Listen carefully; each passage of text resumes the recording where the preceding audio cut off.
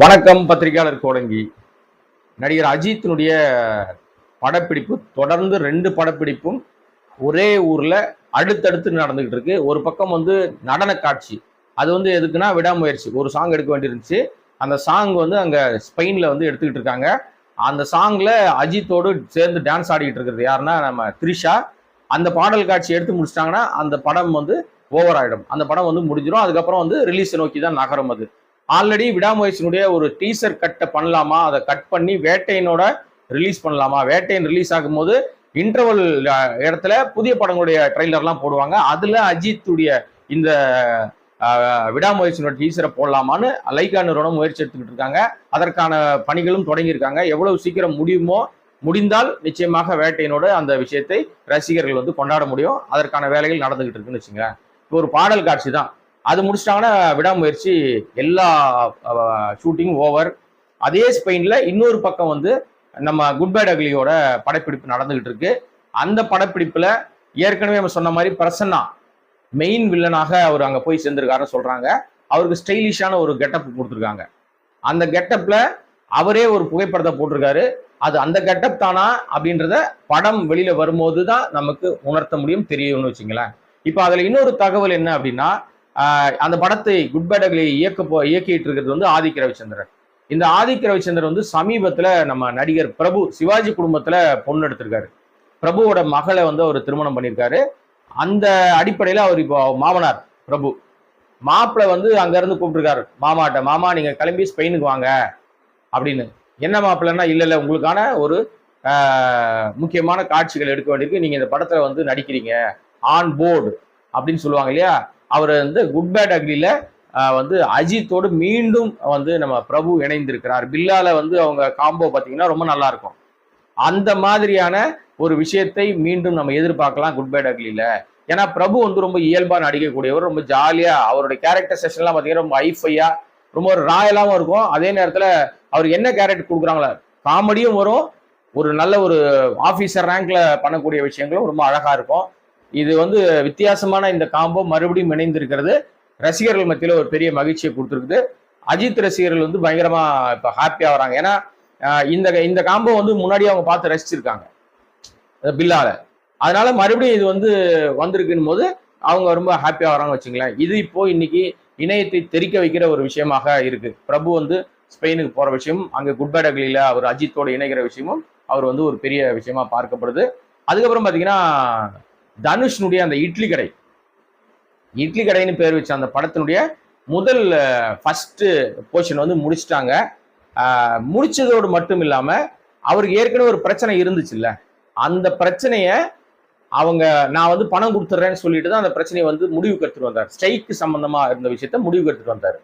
இப்போ அதற்கான அவங்களுக்கு செட்டில் பண்ற வேலைகளை அந்த ஃபர்ஸ்ட் ஹாஃப் முடிஞ்ச பிறகு அந்த வேலையை செய்வதற்கு அவர் தயாராயிட்டாருன்னு சொல்றாங்க. பொறுத்திருப்போம் என்ன அடுத்த செகண்ட் ஹாஃப் எங்க போறாங்க, அதுல இன்னும் வேற யாரெல்லாம் நடிக்க போறாங்க, என்ன ஏது அப்படின்றதெல்லாம் நம்ம வெயிட் பண்ணி தெரிஞ்சுக்கலாம். ஏன்னா முதல் ராயன்ல அவர் ஃபாஸ்ட் ஃபுட் கடை நடத்தினாரு, இப்போ இட்லி கடை போட்டிருக்காரு தனுஷ். அப்புறம் என்ன கடை போட போறாருன்றதை வெயிட் பண்ணுவோம் நம்ம.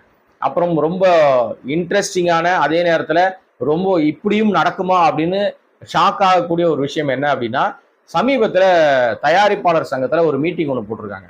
அந்த மீட்டிங்ல சில தயாரிப்பாளர்கள் முக்கியமான ஒரு விஷயத்தை குறித்து கம்ப்ளைண்ட் பண்ணியிருக்காங்க. என்ன கம்ப்ளைண்ட் பண்ணியிருக்காங்க அப்படின்னா, நம்ம நடிகை நயன்தாரா இருக்காங்கல்ல, நடிகை நயன்தாரா இப்போ அவங்க நடிக்கிற படங்களுக்கு, அவங்க இப்ப நடிக்கிற படங்கள் எந்த படமா இருந்தாலும் அந்த படங்களுக்கு அவங்களுடைய இரட்டை குழந்தைகள் இருக்காங்கல்ல, இரட்டையர், அவங்க 2 பேருமே கூட்டு போயிடுறாங்க. கூட்டு போறது அது ஒரு தப்பு இல்லையே அப்படின்னு நீங்க சொல்லலாம். உண்மைதான், அது தப்பு இல்லைதான். ஆனால் கூட்டு போறவங்க சும்மா போல அவங்களோடு அவர்களை பராமரிப்பதற்காக, பார்த்துக்கிறதுக்காக ஒரு உதவியாளரையும் கூட கூட்டு போயிடறாங்க. ஏற்கனவே நம்ம நடிகை நயன்தாராவுக்கு உதவியாளர் இருப்பாங்க, மேக்கப் மேன் இருப்பாங்க, டச்-அப் மேன் இருப்பாங்க, ஹேர் ட்ரெஸ்ஸர் இருப்பாங்க, கொடை பிடிக்கிறவங்க இருப்பான், அப்படின்னு ஒரு 4-5 பேர் இருப்பாங்க அவங்களுக்கு, அவங்க கூடவே.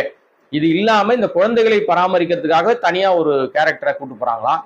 இதுல என்ன சார் இருக்கு, இதுல என்ன பெரிய ஷாக் நியூஸ் இருக்கு, இது என்ன அதிர்ச்சி அளிக்கக்கூடிய விஷயம்னு கேக்குறீங்களா? கூட்டு போறதெல்லாம் கிடையாது, தப்பு இல்லைங்க. அவங்க கூட்டு போறது அவங்க விருப்பம், அவங்க குழந்தை அவங்க பாத்துக்கிறது கூட்டு போறாங்க. அம்மா பக்கத்துல என்ன பாத்துக்கணும் ஆசைப்படுறது ஒன்றும் தப்பு கிடையாது. ஆனால் அப்படி கூட்டு போற அந்த உதவியாளராக வருகிறவருக்கு கிட்டத்தட்ட ஒரு ரூபாயை தினப்படியாக அவர் தயாரிப்பாளர்கிட்ட சம்பளமாக கேட்கிறார் அப்படின்றது ஒரு புகாராக அங்க வந்து பதிவாயிருக்கிறதா சொல்றாங்க.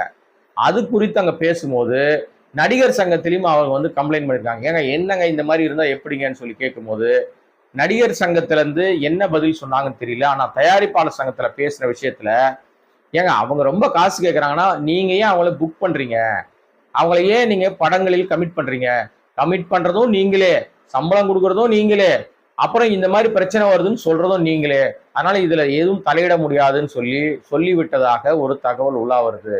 அதற்கு அவங்க என்ன பேர் வச்சிருக்காங்க அப்படின்னா, இந்த குழந்தைகளை பராமரிக்கிறதுக்காகவே எப்படி வந்து ஒரு ஹேர் ட்ரெஸ்ஸரு இவங்க டிரைவருக்கு இவ்வளோ வந்து நீங்க வந்து பேட்டா கொடுக்கணும், மேக்கப் மேனுக்கு இவ்வளோ பேட்டா கொடுக்கணும், காஸ்டியூமருக்கு இவ்வளோ பேட்டா கொடுக்கணும், அவங்க சார்பான நபர்கள் வருவாங்கல்ல, அந்த மாதிரி இந்த குழந்தையை பார்த்துக்கிறதுக்கு ஒரு பேட்டா. ஒருவேளை இந்த தகவலில் அவன் நயன்தாரா தரப்புல இல்லைங்க நாங்க அப்படிலாம் வாங்கவே இல்லை, அதெல்லாம் ஒரு தவறான தகவல்னு சொன்னாலும் தயாரிப்பாளர் சங்கத்துல பேச்சு நடந்ததுனாலதான் இந்த தகவல் வெளியில வருது. இல்லைன்னா இது வெளியில வரப்போறதே இல்லை. நமக்கு அவர்கள் மீது எந்த விதமான வேறு எந்த உள்நோக்கமும் கிடையாது. இப்படி ஒரு தகவல் வந்தது, அந்த தகவலை நம்ம பதிவு பண்றோம், அவ்வளவுதான். ஆனால் இந்த மாதிரி நிறைய அசிஸ்டன்ட் வச்சுக்கிட்டு நிறைய சம்பளங்கள் வாங்குவதும் சம்பளத்தை குறைக்கணும்னு பேசிக்கிட்டு இருக்கிறது தான் இப்ப தயாரிப்பாளர் சங்கத்துல பேச்சு ஓடிட்டு இருக்கு. நடிகருடைய சம்பளத்தெல்லாம் குறைக்கணும், அவங்களுக்கே 200 கோடி சம்பளம், 150 கோடி சம்பளம், 100 கோடி சம்பளம், 50 கோடி சம்பளம்லாம் கொடுத்தா படத்தினுடைய பட்ஜெட்ல பெரும்பகுதி அவங்களுக்கே போயிடுது, அதனால எங்களுக்கு வருவாய் வரமாட்டேங்குதுன்னு பெரிய புகார் பட்டியல வாசித்துட்டு இருக்காங்க தயாரிப்பாளர்கள். இது எந்த லெவலுக்கு எங்க போய் முடியும்னு தெரியல. பொறுத்திருப்போம். நடிகர் சங்கத்துல என்ன முடிவு எடுக்கிறாங்க, தயாரிப்பாளர் சங்கம் எந்த அளவுக்கு அவங்களுக்கு கை கொடுக்க போகுது, பெப்சி வந்து இவங்க வேலை நிறுத்தம் செய்யலான்னு சொல்ற விஷயத்துல உடன்படுறாங்களா, தமிழ் சினிமா அடுத்த கட்டத்தை நோக்கி எப்படி நகருமா, இப்ப இருக்கிற இடத்துல நிக்குமா அப்படின்றத இனிமே வரும் நாள்கள்ல தான் தெரிஞ்சுக்க முடியும். மீண்டும் ஒரு நல்ல விஷயத்தோடு சந்திக்கிறேன். நன்றி, வணக்கம். வீடியோ உங்களுக்கு பிடிச்சிருந்தா ப்ளீஸ் லைக் அண்ட் ஷேர் பண்ணுங்க. மறக்காம எங்க சேனலை சப்ஸ்கிரைபும் பண்ணுங்க.